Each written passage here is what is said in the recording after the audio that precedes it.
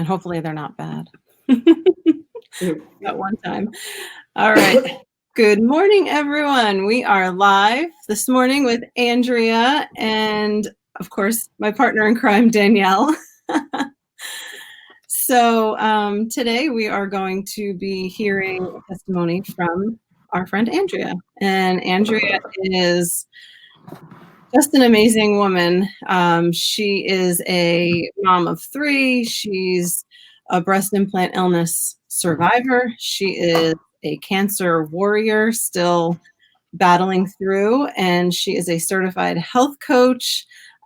She's just all around pretty amazing. So I'm really, really excited to have her here today to tell us her story, her journey, and what she's been through, which has been quite a lot, and kind of where she's at right now with her cancer treatments and, you know, finding that balance between medical and holistic approach. She's just really knowledgeable all around, and she's quite the advocate. So we are very excited to have you, Andrea. Danielle and I are really excited. Thank you, ladies. I'm honored. I really, really am honored to be on your show. So thanks for the nice intro. Oh, absolutely. So did I miss anything in your intro? Anything you want to tell the viewers about yourself in addition to what I already said, or do you want to jump right into? I'll jump right in, but I guess the bigger, the broader thing to get into is that my background was in pharmaceuticals, medical education. I'm not a degreed practitioner like Danielle, but I've worked alongside many brilliant people. So I learned from you guys. That's the thing. The medical arena. So I'll start off with my initial diagnosis with cancer, which was 2007, which was a mind blow, basically. May I ask how old you were in 2007? How old was I? I think I was 44. 2007. Okay. Yeah, I'm gonna shave off a couple of years. Yeah, ish. So my son had just turned 1. I had a huge party. I don't want to get into the leading up to the cancer. That's another story. But I honestly was not worried that I wasn't worried. So I was diagnosed with stage 3, locally advanced, HER2 positive, a very aggressive form of breast cancer. And it just rocked my world. I was just turned things upside down.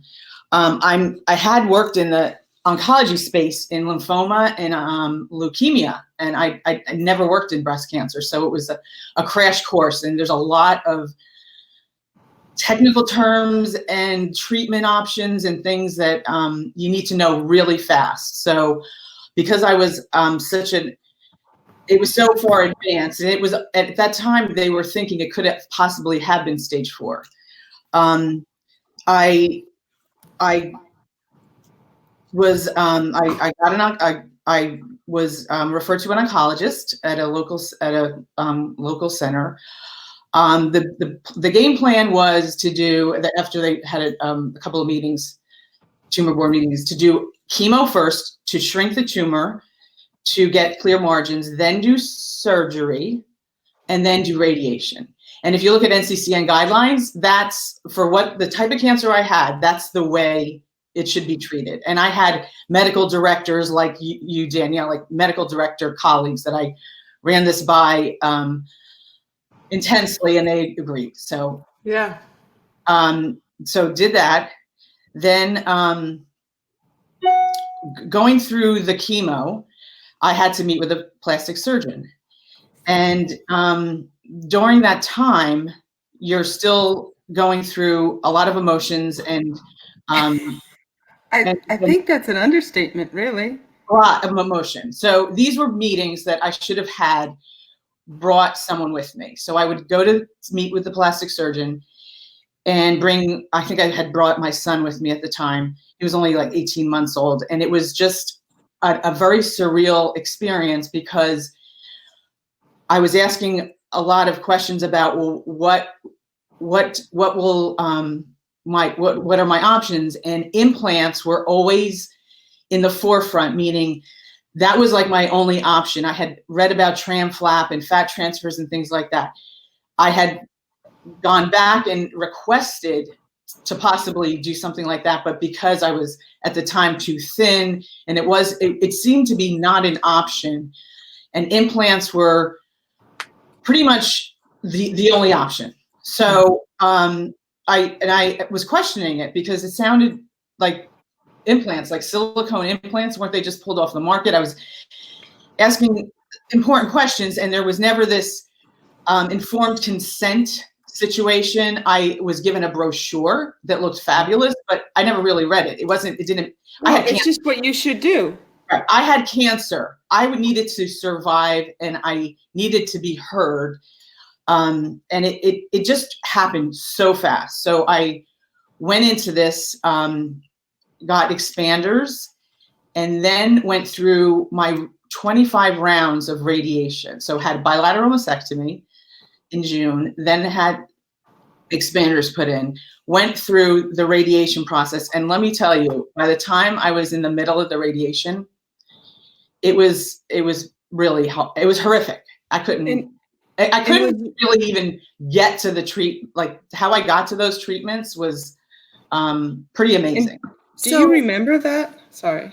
I do remember. Yes, I remember the radiation treatments. Yes. Wait, before we, I just want to go back a minute. So Sure. Andrea, you diagnosed with the cancer and you go to your plastic surgeon's office. And I remember when we spoke, you told me you had your 18-month-old in the carrier at the appointment.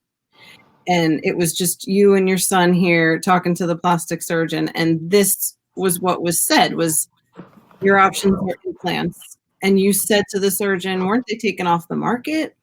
Yes, I had asked those questions, like, weren't they taken off the market? And he said, and now remember, this is 2007. So they had just gone back on the market in 2006. Right. These were silicone implants. Oh, I can't even be with this. I can't. Silicone implants, Allergan silicone implants. And my son was running around. He was 18 months, so he was like more active. But the point was the emotion of what I was going through, looking at him going, am I going to see him grow up? Like the cancer I had was pretty bad. And the decisions that you're making aren't for what you're going to look really like. Well thought out. It was a fast forward type thing. So I just like, you're just going through the motions at that time, right? You're like, I feel like I just caved because I didn't go. I actually, to your point, Tara, I did get another opinion in New York. And with that, it was actually, I went to see an oncologist. That oncologist had a colleague that was a plastic surgeon, and her advice was, I would don't do bilateral mastectomy. Do just, get rid of where the cancer is, then do a tram flap. And she explained how that made sense. Now, to me, that made sense. But think about it. I had an oncologist at a center. Then I had the doctor doing the bilateral mastectomy at the same center. Oh. That doctor was in New York. As the patient, you can do it now, but it's very hard to do. Now I know. You can't carve out your own plan on your own with insurance and things like that. It would, and that was another overwhelming experience. So here you are in New York going, wait a minute, this makes sense, but how am I going to do it? I needed to be able to get to this plastic surgeon weekly because of the treatment plan of when you get the expanders and then the drains, and it's horrible. It's a very difficult process to go through after you've had. And it's so paradoxical. And early on, like you would think like, oh, they have my best interest at heart because they want me to look like a woman, feel like a woman. And yet I'm just trying to live. Right. I mean, not me, but I'm just trying to. Yeah. And you think I'm thinking of all that too. So here I am, and that was the other thing I didn't bring up. I was an athlete. So his whole position, and I kind of get where he was coming from. You have broad shoulders, you're muscular, you need this size. And I was like, well, can't you just make me a double A? I just had 2 children back to back. I don't need I don't need that. And I think what happens when you have breast cancer is a lot of these women feel I'm losing something. So let me gain something else. So they go in with these guns, like, let me help this woman feel like a woman again.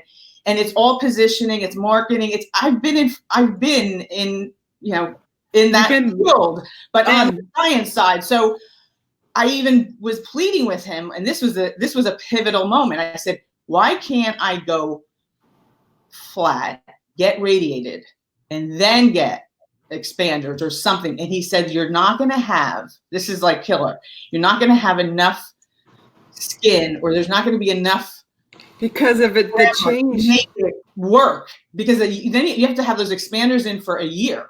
Then you get implants put in. I mean, this is like, I'm listening to this, like, this is the most bizarre thing I've ever heard. How do people go through this? So now you're around women that have cancer, breast cancer, and they'll talk about it. Some people won't talk about anything.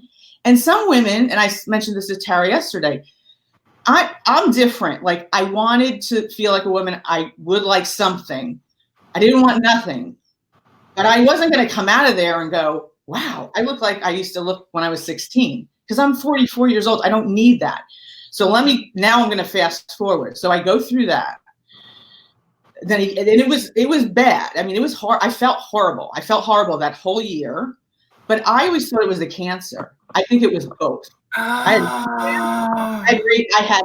had a very bad cancer coming out of chemo, coming out of radiation. I had cancer and I had implants. Think about it. A lot of women are going through this. So it's a double. You had textured expanders as well, right? Textured expanders. My body was fighting to get back to like normalcy. I can do that, right? Expanders in. Okay, so now it's 2008. I'm going to really go fast. 2008. Now I get the implants in. I have to go back to work. Okay, I'm on tamoxifen, which makes you feel like you have a pharmaceutical hangover every day.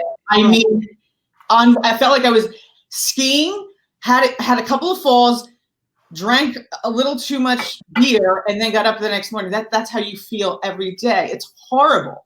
That's BAI as well. Right. That's what I was thinking. On top of that's BAI, man. Cancer. So now I go back to work. I get back into the game. I get in a great gig at a great position, part-time at Novartis Oncology. Did that for 2 years. It was hard. Then with kids and family. With kids, with toddler. Now they're like 3, 4, 2, going to preschool. That was the other thing that kept me going. People say, how did you do it? How did you do it? I just kept looking at them going, I can't give up. I mean, it was hard. It was, as a family, it was unreal how I had to hire help, have people help me. I had an amazing group of moms that helped. I don't want to get into that now, but let me just now it's starting to get critical. So now I'm in between. I took another position at a healthcare agency, and just before I started that job, and it was a big job. I was working with a group with J&J. That my marker started to go up. Not implants, totally different drug.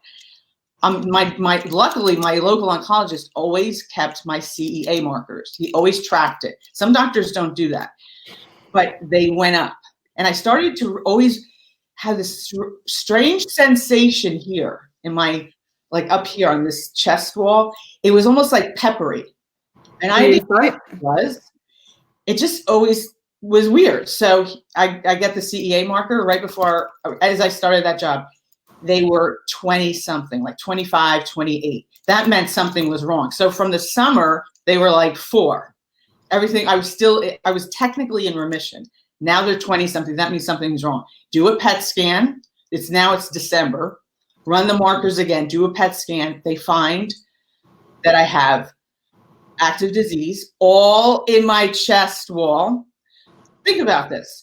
You put implants exactly where the cancer was residing. Now, I'm not saying implants are bad, but I'm saying if you have a stage 3 or a very aggressive cancer, does it make sense? And I need to pause you right there, because I don't know how many women will listen here, and I'm on the verge of tears. And so we don't know what implants do. Right. We don't know research-wise, ethically-wise, silicone, saline, shell. Fuck, we don't know what and we don't implants know- do. And we don't know in a body that's not fighting cancer. Right. Period. There's no research. I'm going to already think about this if I were a study, because they kept saying, you're such an unusual case. You're such an unusual case. Oh, yeah. And I'm like, why am I unusual? They're like, healthy, so healthy. And then they find it so late. Like, had I not started dropping weight, that's what happened. And you remember, I breastfed 2 kids back to back. I had a mammogram in between the 2. I was a proactive, on top of my health kind of very knowledgeable, very right there. I read everything. Like, never would I miss a mammogram. And because I had I was an athlete, I had dense breasts. It's finding cancer. People need to hear this. Finding cancer in a dense breast is like looking for a piece of white paper in the Arctic or Antarctica. You'll never. I mean, it's a needle in a haystack. Massive, high tech. And it's also a needle in a haystack that you would get it. Right. And it's right? long too. And it's also the whatever. So now now this has happened. Now they find what it is. So it's in the bone. It's in the bone. It's also in lymph nodes, both sides above my lung. So it's moving. It's moving places. They do the pathology. Oh, so it was it was in my thoracic nodes above my lungs. The thoracic nodes, like up here. Yeah. Got it. Okay. So now it's moving, and it's a different type. It's not so that I know the pathology of the first one. So the first one was HER2 amplified, like 20%. It was high. If not for Herceptin, I wouldn't be here. So that's why I would never bash those oncology drugs. They are life-saving. No, but it's not bashing any of this, but do the damn research. Right. Not you, the companies. Put out safe product. Sorry, I'm back. No, you're right. You absolutely right. So now, okay, so I lost my train of thought. So HER2 amplified. So now I get back. I have to go on. Now I'm stage 4. So that wrapping your head around this, like most people that are stage 4, and the cancer changes. So cancer is tricky. So at first it was HER2, really strong HER2 driven, ER positive, like 5% and PR negative. Now it's different.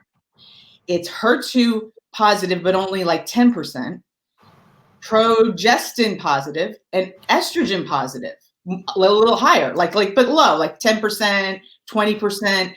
Now you need different drugs to treat this. So I go on. And that's you being human. It's like you can't. Navalbine and always Herceptin, Navalbine, and something else. Now I didn't lose my hair, but it thinned. Now I still have the implants, and I'm feeling horrible. I'm working a full-time job. Worked that whole year, and then it just got too hard to. The things, there's so much similarity in when you're on chemo and you get brain fog. They call it chemo brain. There's a lot of similarities between BII and cancer. Yes. So I'm going through that. I stopped working, and then I did some part-time work. The point is, from 2011 to 2015, it was just a perfect storm, meaning it went to my lung. Then I don't know where I had the wherewithal to do this, but I started to do research on surgeries, and there's a surgery called VATS. And I didn't quite understand the whole thing, but thankfully I didn't, because it's a pretty major surgery. So I pursued that. Where it was in my lung was where one of your arteries, the lung, like where the air wave comes out. So I actually had my right lung resectioned. How I went through that surgery is another one of those amazing things. Wow. That was 2013. Now, all along while this is going on, because I had to stop working, I went back to be a certified health coach, because I had the health background, I had the passion for it, and I started a program at IIN, Integrative Institute of Nutrition in New York. And while I'm going through that, this is all happening. So that was October of 2013. I rebound. I'm going to soccer games, driving these kids around, doing whatever. Then in March, I think, you know, everything's moving along. It moves to the liver. They scan. It's in the liver now. Now I'm fucked. So I start doing more research. I learn about CERT. You know about that, Danielle, the Y90B, or whatever.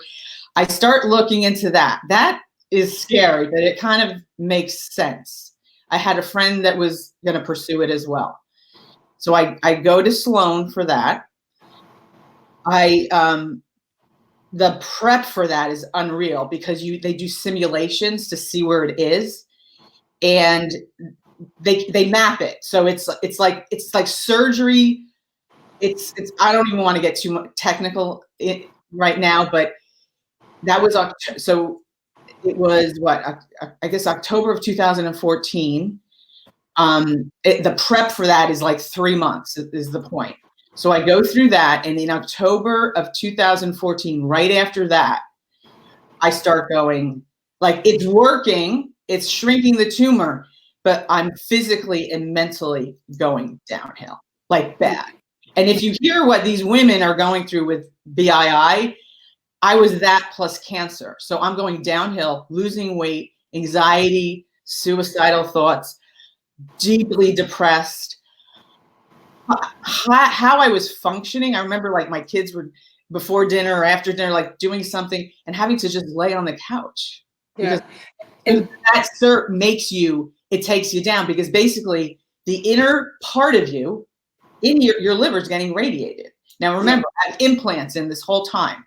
Now the older goes by, the other thing is, I talk about this in other talks, I am like, okay, I don't know when I'm going to go. So we have to go on vacation. So where are we going this year? Okay, we'll go to Nantucket. That's where Mom and Dad got married. So I remember being in Nantucket, like sitting in that chair, looking at the water going, I can't even enjoy this vacation because I feel horrible. I mean, I enjoyed it, but I was going down. Sure. So now we're going into the fall of 2015. I go back to Sloan to meet that doctor. They scan me every 4 months or 3 months. This is the turning point.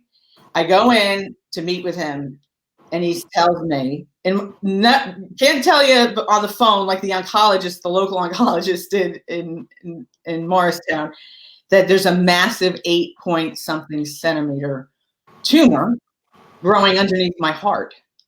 So nice. Shrinking with the CERT, there's something else growing. And I said to him, how does that happen? Don't the beads knock that out? And he went through some technical explanation as to why it didn't. He lost, when he lost me at hello, I think I may have passed out on the table. My husband was with me, thank God. That whole day was surreal. And I asked him, what are my options? I said, can I get CERT there? And he said, no, you can't. And I'm like, why? And he explained why.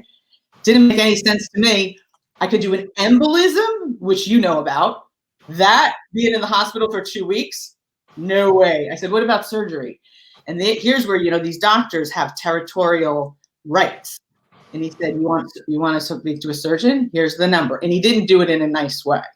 So I took the number. I called that guy ASAP. He was in a different building at Sloan. Thank God I was still at Sloan.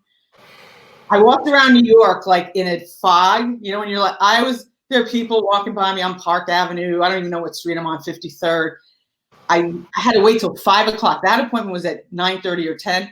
I waited till 5, finally meet with this liver surgeon who, his entire team, I will talk about this man. His name is Ron DiMatteo. Best team, best bedside manner. The nurse practitioner, the resident, all of them equally passionate, compelling. Like I can't even say enough about this group.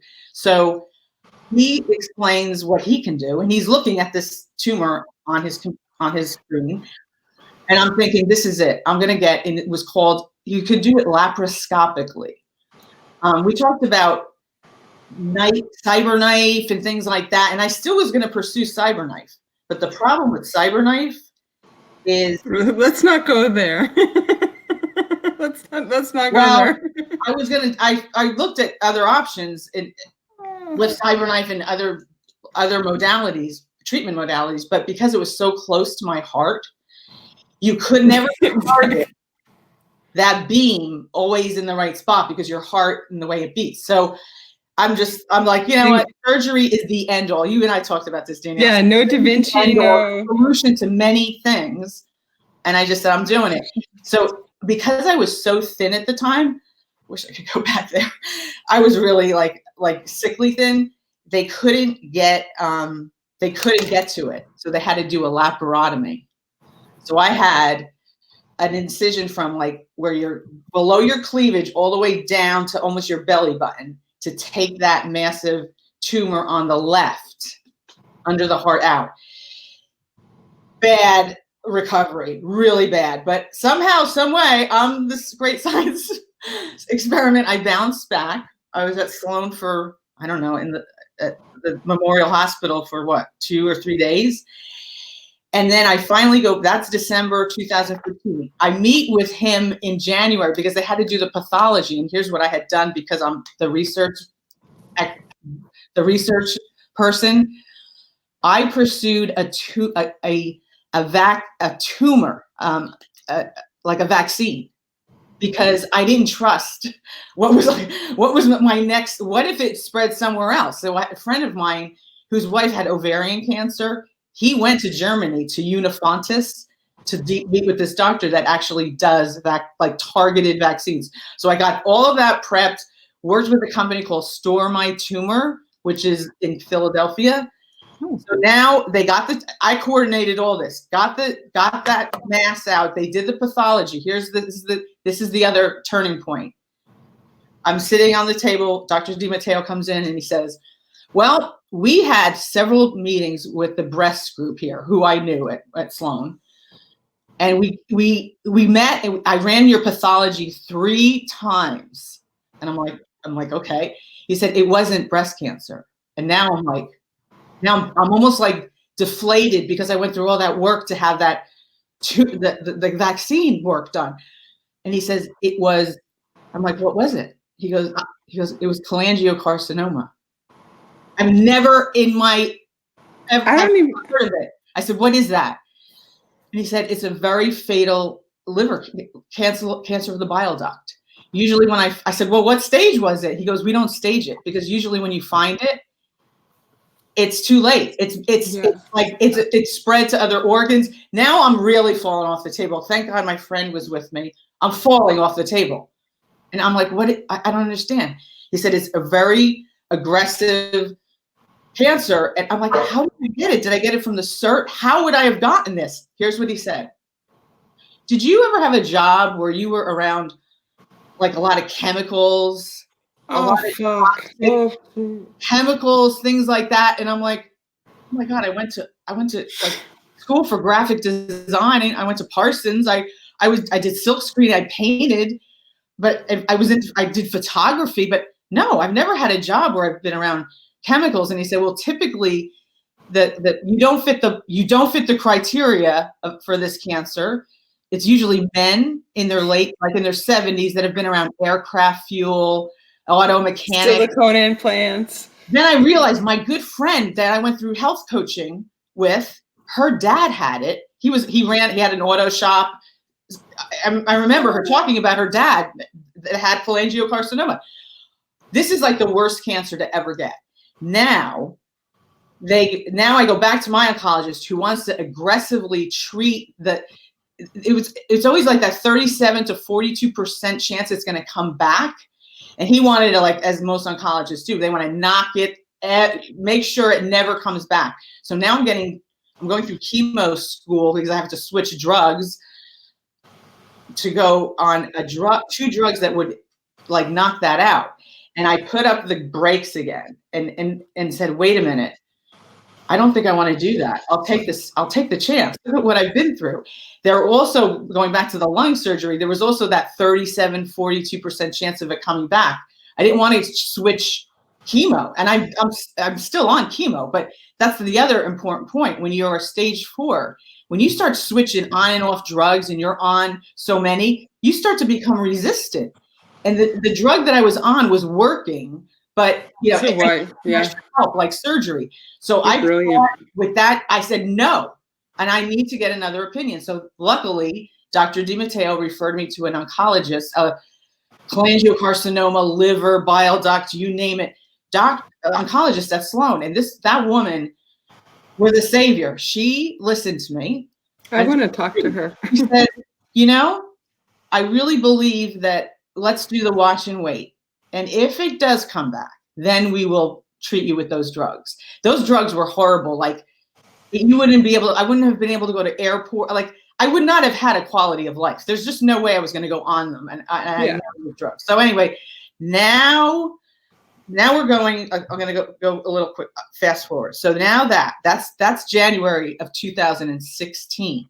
So I made a promise to myself, even though I was doing the coaching, I had to work on my immune system. I was going to make my immune system the strongest it could ever be, because that's all I have, my immune system. So I started to keep doing my research, and I didn't mention earlier, I had gone to see alternative doctors, functional medicine doctors. I met with Keith Block in Chicago, who got me off of like dairy, refined. I was never into sugar and carbs and all that. So the point is, I just started eating and doing things cleaner than ever. And then I'm trying to think what happened next. So now it's still here. So we're taking care of the spreads to the organs, but the problem was there still was this cancer here, which they refer to it as it's have you heard of this, Danielle? Allergan what? No, excuse me. Oligometastatic. Is it called Allergan cancer? Excuse me. No, oligometastatic. Oh, Allergan what? Oligo. O-L-I-G. No, I'm kidding with you. Allergan. I just don't even know how to stay present. Because wasn't it the strangest thing that this was here? So now, it's still here, right? Everything else is going away. So now. Wait. Like, I just have to, like, I just need a minute, because, like, the liver was like. I know. Like, I mean, we're doing some, I'm taking away the linear side, right? You have these foreign bodies. I'm trying to be a little practical, Tara, for you. You have these foreign bodies, objects. Right. What were the cc's? They were 425 cc. And let me just keep so going. Not little. Not little. You gave him porn star boobs. Yep. And no. Oh shit! I had 560s. On the right side, what started to happen through all this is my capsular contracture was getting worse. Oh, we haven't even touched on that. So let's just let's go to, how did you get to the point where you were thinking of explanting? How did that happen? So I always had problems with lifting heavy things.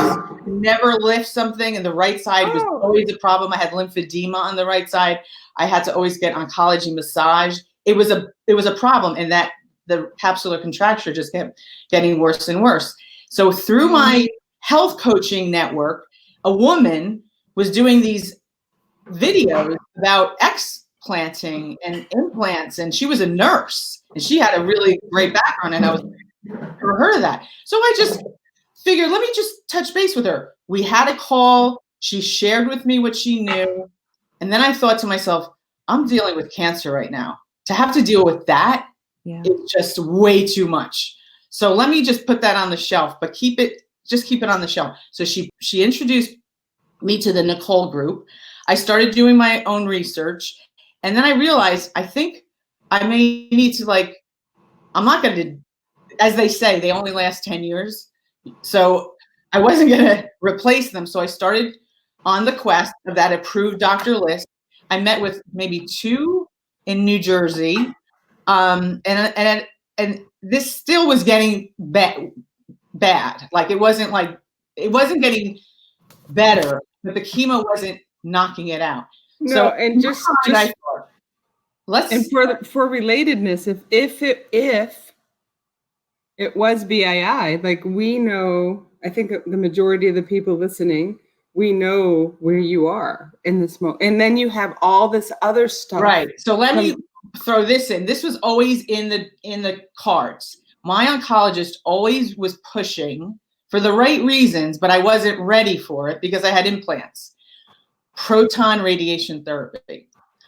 Now I've already been radiated there, and that's intense. So I'm doing the math and I'm doing the research and I'm realizing, I don't think it makes sense to get radiated with implants. So the more I read and the more I learned, and then I got into the group that was going to the FDA, and now I'm thrown into this whole really understanding this. And now like going back and forth between the cancer advocacy and then this, and realizing this is a big problem. Women that have cancer should not be getting implants. There's other options. There really are other options. Really. So now I realize I have to get to the right surgeon. So I was getting there. And then what I did was that plastic surgeon, who's a Park Avenue plastic surgeon, I wasn't messing around. I couldn't hop on a plane and I just couldn't do that, go to Florida, go to Costa Rica. So I found Dr. Chen in New York, who is excellent. And her forte is dealing with women like me, dealing with women that have breast cancer that need to get their implants taken care of. So I got her on the phone with the proton therapy radiologist. You connected the two of them. And I was driving it, but they agreed it makes sense to get the implants out before we start proton radiation. So that was like. And how long? What was the journey? 2 years. So I met with Chen in 2018, not December, November 2018. And then I wasn't until maybe the winter 2019, I started to talk to the proton radiation doctor and figure out how would I do this? And if I was working, you have to go same back channel, same time, every day, same time, 20 rounds of it, same kind of thing. I had to figure out, when would I do this? Does the summer make sense? When does it work? So I'm still on Herceptin. I hadn't gone on the stronger drug Kadcyla. So now I'm going through the summer, but jamming in my vacations. And what started to happen was I'm sure I was pushing myself too much. It started to break into the soft tissue. And it wasn't until, and I knew something was up. And I still went to that San Diego meeting. And I remember Julie saying to me, that doesn't look right. That doesn't look good. And I showed this to other women that have had like seromas and things like that. Because you said you could see it outside, right, Andrea? You said you could see it. You could see it. Yeah, it was literally bulging out. And I'll be honest with you, and this is how I deal with cancer. And people tell me I'm crazy. I go into denial, and I pretend I don't. Everybody does. I don't have it. So I go to see Dr. Chen, and she sees that. She's like, "You better go see your oncologist now." So I go to see him. He's like, "We got to start this proton. There's no messing around. We got to do it like next week." So the proton, we did a scan. They did a scan, and they could see it lit up and I shared this on the BISA site with people. It was scary. It was lit up. You could see it like almost going into the skin. But I got the implants out. I'm not even going to get into that whole the explant, and I had a MRSA after that, which was another nightmare. But thankfully that was June. But thank God I got them out, because I could never have done the proton therapy. I couldn't with implants. So they simulate you. They put you in this crazy. Wait, you said you couldn't do the proton therapy with implants? I did not want to. I was adamant about not doing proton therapy until I got those implants out. Right. I was going to do it, but that was because of your conversation with you and Chen and And whomever my own gut. I go by my gut, what I read, what I learned. Proton therapy is no walk in the park. They tell you it's better than for sure. It's targeted, but it's radiation. So my point here is the timing and aligning and like working this, like, this is like more than a full-time job. Making it happen was key. And so that, and the proton therapy center was excellent. So did only 15 rounds of it, started in October and ended the end of October. And you were explanted at that time? I explanted in May. Oh, May. Okay. May of that year. May of 19? May 28th. Coming up on a year. Yeah, and so just to back up just a tad, and I am not, and I'm sure you're not, making light of the whole conversation about cancer as well as explanting. Like, this is, because, in the culture we live in, explantation, I mean, look, it took you 2 years to explant, right? Like it took 2 years to have even the physicians, the oncologists, everyone you interacted, no one ever said, hey, here's some foreign bodies, here's some chemical interactions that we've placed in your body, blah, blah, blah, like a port, like a whatever. Right. And so I want to acknowledge two things. One is that this is an hour-long conversation, and we're putting everything in a jam-packed way. This isn't necessarily representative of the entire process emotionally, physically that you have gone through. And it does represent the trajectory of Western medicine. It does represent,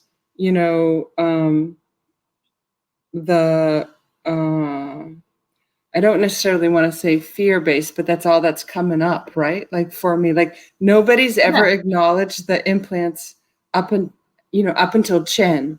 For right, you. Well, she was the one that said, she was the only one that I felt like she listened. Maybe it's because she was a woman. She listened. That's not always the case. And she said, you will feel. She knew. She said, you're grade 4 capsular contracture. She even had me tested at Lenox Hill to see if I had ALCL, because it was just odd on the right side. She knew back then? Yeah, she's ahead of the curve. She knew this pandemic was coming in the early February. Yeah, so and she does her research. So she wanted to make sure if you have ALCL, this is a whole different playing field. So she's got the radar. Anyway, luckily I did not have it. And the radiologist that did the test was, she was excellent. But it wasn't until I met with her that I felt a sense of like relief, ease, the anxiety. Relatedness, someone got you. Yeah, she got it, man. And the other thing is her office staff and her office manager, they're tremendously supportive people. Like, like the Rankins, like that. It's an amazing practice. So the point, and going back and forth. So remember, I've been on vitamin C drip. I do alternative. I've done acupuncture, my supplements, right? We get the mitochondria. What was it? Yeah. Right? So anyway, glutathione. And I want to do a disclaimer at the end, but I had to stop the vitamin C when I did the proton therapy. So what I did was, once I got clearance from that doctor, Dr. Chan, so I had Chen and Chan talking to one another. Yeah. So you explanted, went to proton therapy. Explanted May of 2019, proton therapy October of 2019. Recover, had severe burns, third and first degree burns on the skin.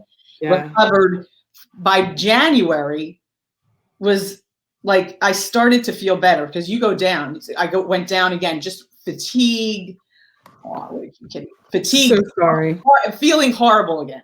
But that's when, so once I got clearance to do vitamin C, I started doing optimal doses of vitamin C, like 70 milligrams a week. This is just based on my own reared. Yeah, and optimal for you because that can cause diarrhea and a whole other cascade of things. So didn't really, I mean, for you, for me, yeah. So yeah. now so in January, my CEA markers were still high because of the inflammation. There's still so much inflammation here from the radiation. So now I'm like, I'm going to knock on wood. So January, my CEA is 25. I start January 2020. 2020. I start reading that book, How to Starve Cancer. And that woman, Jane McClellan, does a lot of what I've been doing, starving it, doing intermittent fasting, taking no sugar, no alcohol, blah, blah, blah. Whatever. I'd still do the wine, but I don't do sugar. I'm limited gluten. I do gluten, but I'm careful. I ride the wave. Yeah. And can I add another little something that I'm seeing in your whole, you have higher support, whatever that may be, family, kids. Sometimes. Yeah, right. It's hard. I know I'm not, I try to go through this like it's not a big, I try to go through this like it's not a big deal, but it is a big deal. You know what I'm saying? Yeah. Like, I got stage. You also have a huge amount of gratefulness. Not that we don't who are sick. I don't want to like give a juxtaposition, but like if you look at your tenacity. Well, here's the thing. I have it written up in my health coach brochure, and maybe I should just read this because this is how I look at it. And I just decided I was going to just thrive with cancer. I'm not going to die from it. Exactly. I love it.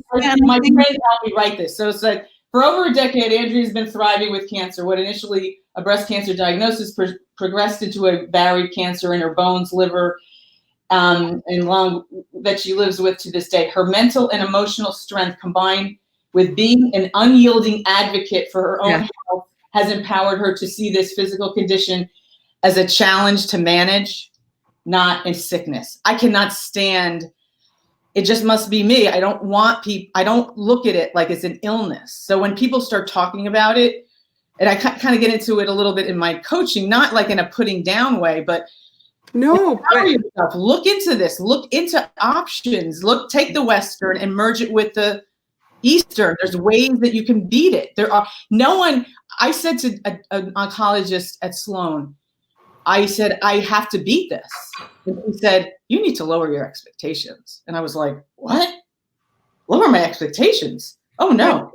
And the definition of beat is like fully live out loud. We're all going to pass. Right. Pass into what? I have no idea.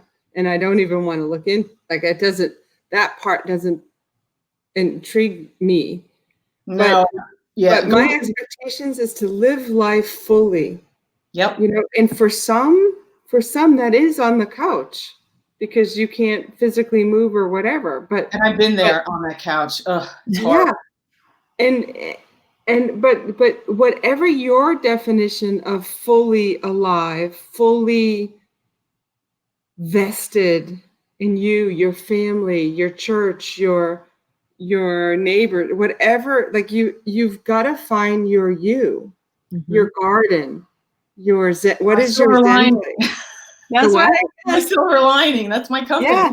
Your beach. You're waiting for your beach pass, right? Mm-hmm. Like, and not to digress. And I know we're getting close to top of the hour. So I don't know if I can speak for Tara, but please come back. Oh, like there's so much more. So let me just get to the CEAs. So I told Tara. So I have the copy of my CEAs with a copy of the Jane McClellan book, and it's gone down. It's plummeting. Yeah. So I think it's a combination of everything. It's not just one thing. And I have to say, you're knowing you. Like I'm not trying to make light, and I'm all goosebumps. I am not trying to make light of any of this. And when we are so sick, we want to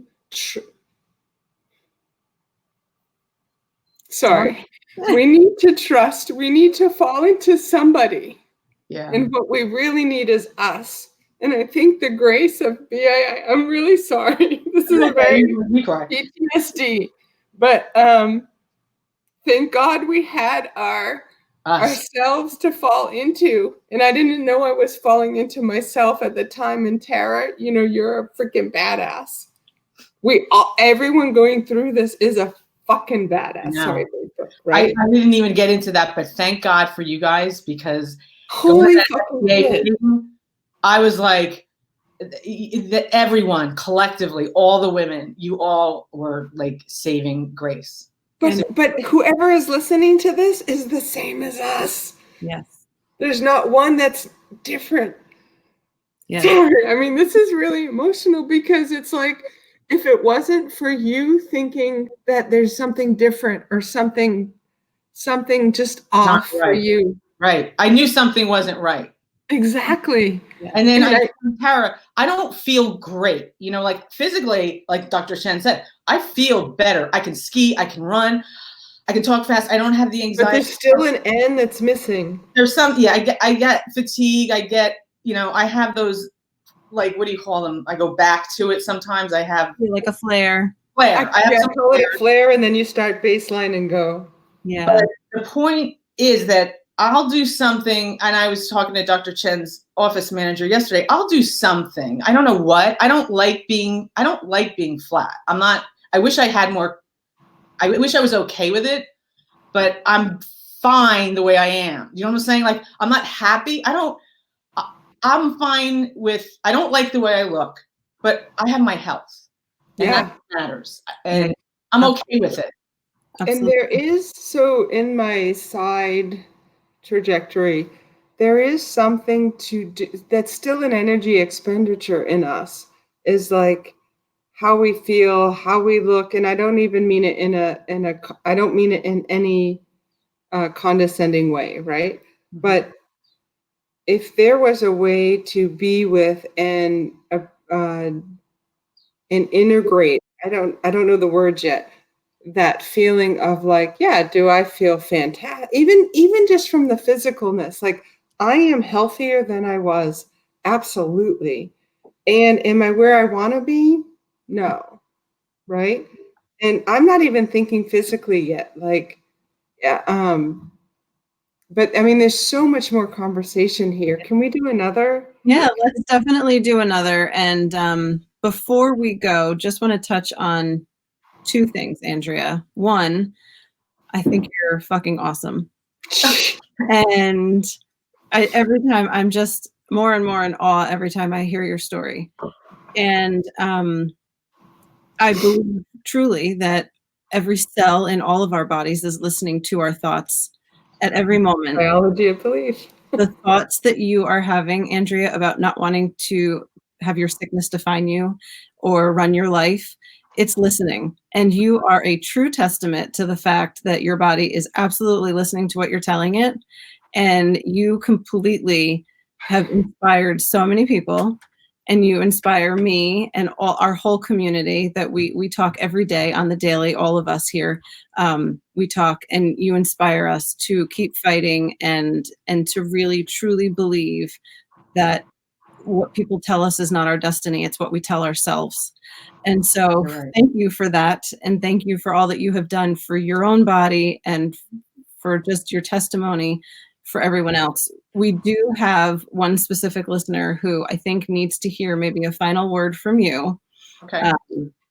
Scared, she's having some testing done. She's scared and she hasn't explanted yet. Just, her name is Gina. For what it's worth, what are your words for anybody who is scared to take that step to explant, scared because their body is telling them that something is not right? Is it listen to your gut? Is it, what would you say just as your final word? Believe me, I was there, and it is so scary. And it's like, you have to take a leap of faith. You really do. And if you're on the fence and you need more time, take a little more time. Do whatever you need to do to make sure that you don't have to be 100%. I wasn't 100%. I remember my husband driving me in that day, and I was like having not second thoughts, but going, what am I doing? What am I doing? You know, what am I doing? I mean, I had people tell me, you're doing this before the summer. Like, that doesn't make any sense. And I'm like, what do you mean? But just take time. Do whatever it takes to kind of wrap your head and wrap your arms around it, and be around supportive people that will support your decision. Don't listen to people that are going to steer you the other way. Right. Really another thing with Chen, she was the one that said, because I wanted to do a flat right away. She said, oh, no. You need explant, heal. Thank God I did that, because look, I got MRSA and another bad infection. I mean, that doesn't happen to everyone, but I would just tell Gina, take time, take the time. And she knows she needs to get them out, but I think there's always that, and Danielle, you can speak to this too. There's always, it is a leap of faith for so many of us, or if not all of us, because you just don't know what's on the other side of explant. Yeah. It brings into a whole other healing process, emotionally, physically, and what have you. And we go into that other times. But so it was a leap of faith for you too, Andrea. And I just think you're awesome. And I know we need to end, but let's definitely do this again. Thank you, ladies. Thank you. I love you. We love you so much, our whole community. We just adore you. So thank you, ladies. And thanks everybody for tuning in. We'll see you next week. Bye. Bye.